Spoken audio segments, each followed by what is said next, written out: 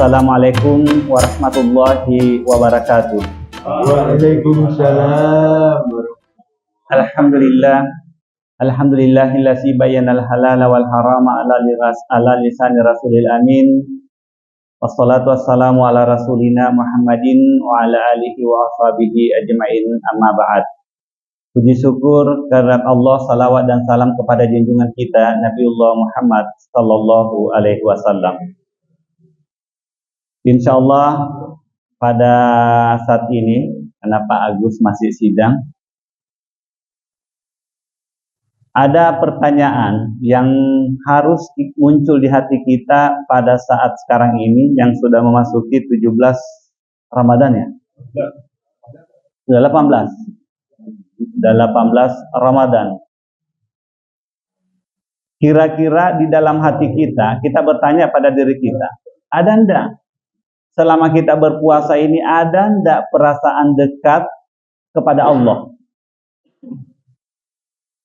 Ada perbedaan sebelum kita melaksanakan puasa dengan setelah kita melaksanakan puasa bulan Ramadan selama 18 hari sampai dengan hari ini. Ada enggak di hati kita muncul bahwa perasaan kita semakin dekat kepada Allah?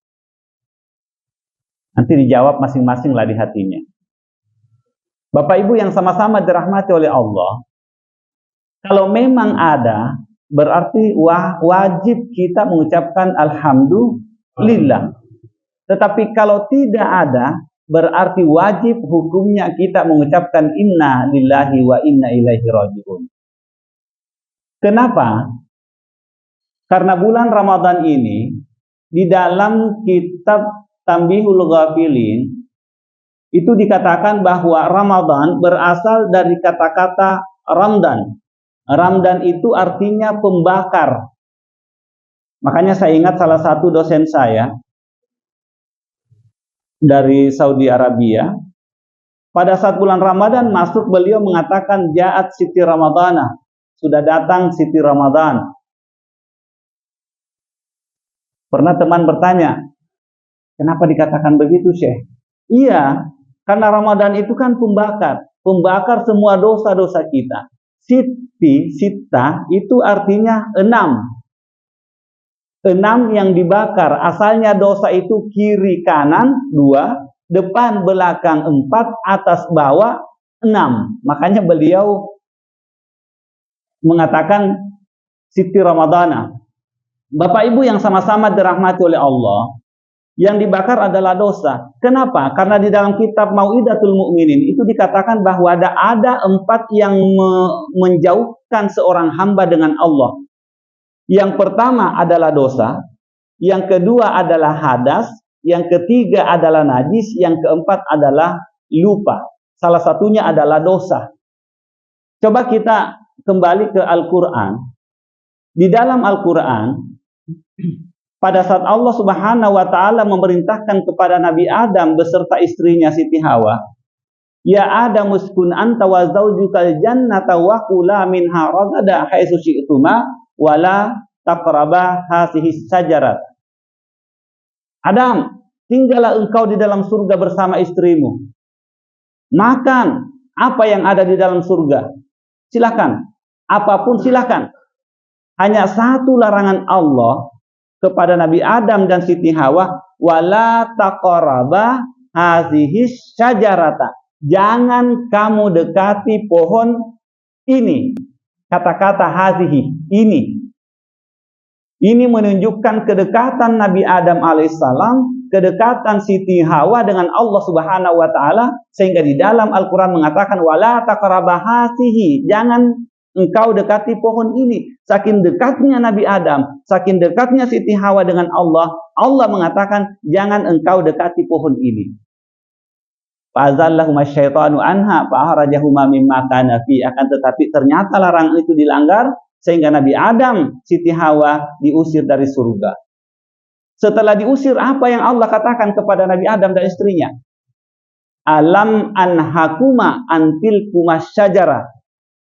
Bukankah saya sudah melarang engkau antil kuma dari pohon itu? Antil kuma syajara, pohon itu. Kalau yang pertama mengatakan pohon ini, Kemudian Al-Quran, firman Allah yang kedua setelah diusir dari surga, Allah mengatakan dalam Al-Quran, alam anhakuma antilkuma syajarah. Bukankah saya sudah melarang engkau dari pohon itu? Bayangkan, ini rahasia Al-Quran. Kenapa bisa Allah mengatakan yang pertama ini? Karena saking dekatnya dengan Nabi Adam, Siti Hawa di dalam surga.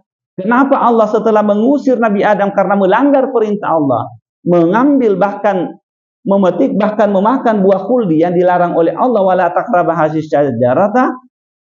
Kemudian setelah keluar dari surga, Allah sudah memperingatkan kepada Nabi Adam, alan anhakuma antilkuma syajarah. Bukankah saya sudah melarang engkau dari pohon itu? Artinya perbuatan Nabi Adam dengan memakan buah khuldi adalah perbuatan dosa yang menjauhkan Nabi Adam dari Allah Subhanahu wa taala. Jadi yang membuat kita, salah satu yang membuat kita jauh dari Allah ialah banyaknya dosa-dosa kita. Bapak Ibu yang sama-sama dirahmati oleh Allah. Sudah berapa menit ini Pak Helman? Masih satu. Masih satu? Kurang 5 menit. Kurang 6 menit. Baik. Oleh karena itu, dengan sisa bulan Ramadan ini, marilah kita banyak-banyak meminta ampun, meminta istighfar kepada Allah Subhanahu wa taala. Di dalam sholat, beberapa hari yang lalu saya ingatkan bahwa salah satu tempat, ya, rukun yang wajib tidak boleh tidak harus ingat kepada Allah ialah pada saat kita membaca suratul Fatihah.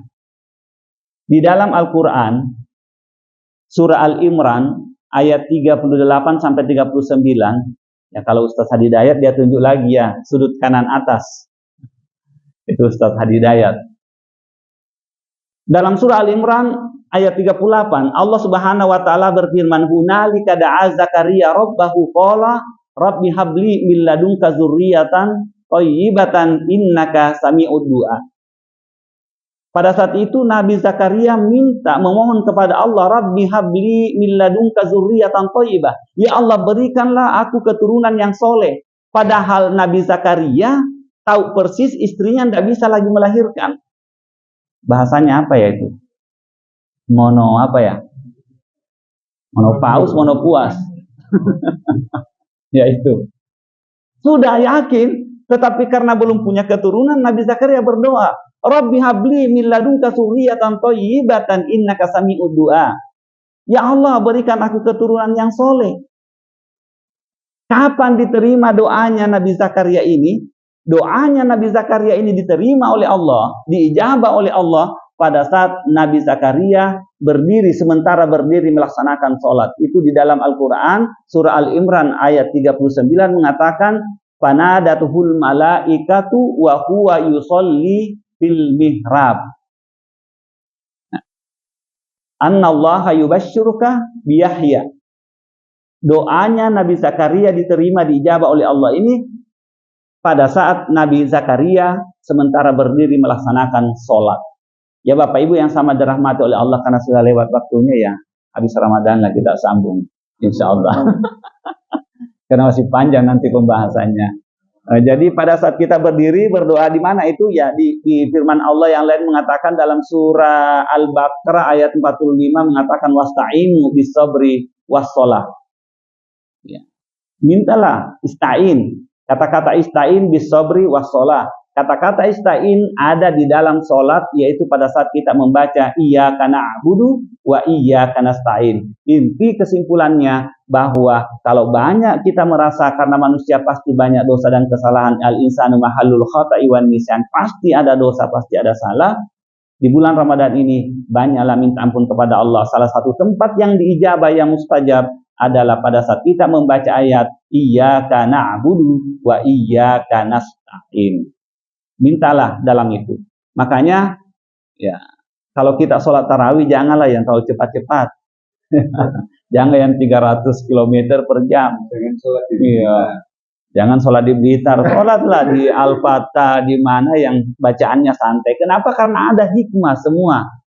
Salah satu tempat ialah pada saat membaca iyyaka na'budu wa iyyaka nasta'in, ada di hati kita minta kepada Allah apapun yang kita minta di hadapan Allah.